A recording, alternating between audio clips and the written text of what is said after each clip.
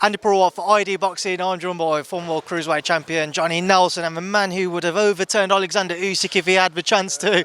Johnny, we've just witnessed a great cruiserweight battle there between Isaac Chamberlain and Chris Billam-Smith. CBS coming out on top, but your thoughts on that? Yeah, great fight. I think it's going to be one of those fights of the year. Isaac fought to the last second of the last round, and you've got to give respect there. Chris was too strong. His tactics were far too smart for Isaac to get him to fight from round one. And once he did that, that's what Chris does. That's what he'd have done. If Isaac tried to make him box, it would have been harder for Chris. But Chris's smarts and his team's smarts worked for him. The fight, oh, what a tough fight. You know, what a pace for these guys to work at. Madness. So again, you've got to prop him massively. Bournemouth with bang. He's absolutely packed out in here. And so the good thing about it is, apart from Chris winning, is the fact that we come to Bournemouth again. Joe Pickford won. Who was the other local boy? Yeah, and so yeah, it was good. It was good. You basically just want another chance to come down to Bournemouth with some nice weather next summer, Johnny. Of course, of course. Why not? You know what? The UK is an amazing place when the weather's great. We've got some amazing towns and cities and beaches, and boxing's not actually reached and touched every one of them.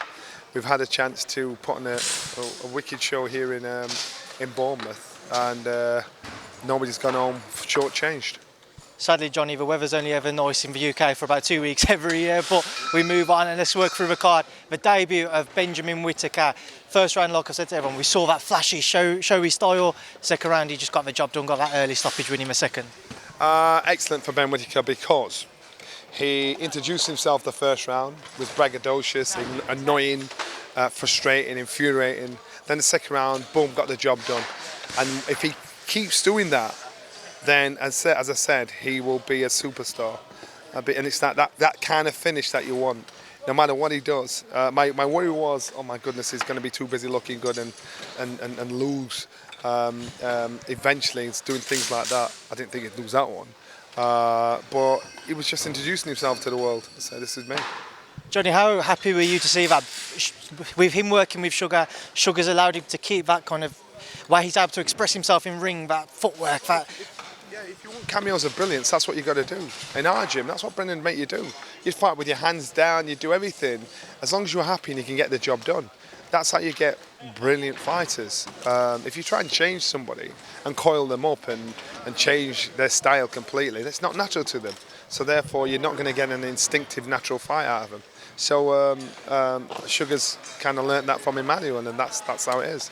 Frazer Clarke stopping Brocamonte earlier than what most might have thought he would have done, but again, just your reflections on that and what's next for a big man? I think Frazer, that's what he needs. He needs jobs that are going to make him work, make him think, make him improve.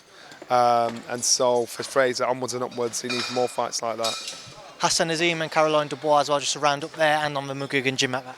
Hassan, he's so powerful, untrue. He learned a lesson, tried to blast him out in the first round, nearly gassed out, had to dig in, he learned that lesson, not doing it again. But I have a funny feeling that's an instinctive thing from him, so we will do it again.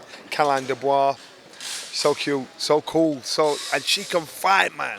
She's so quiet, but then when the bell goes, she's like a Tasmanian devil. That's what you want. Final one, Johnny.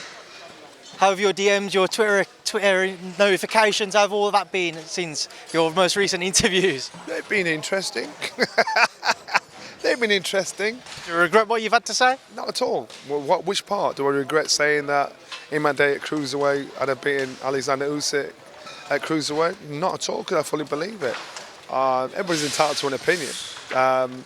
Something you'll never find out, but it's something I believed. You know, when I was champion of the world, I believed I was the best fighter in the world. If you ask me that about would I have beaten Evander Holyfield at Cruiserweight at your best, no, I wouldn't have. In my head, I probably wouldn't have done.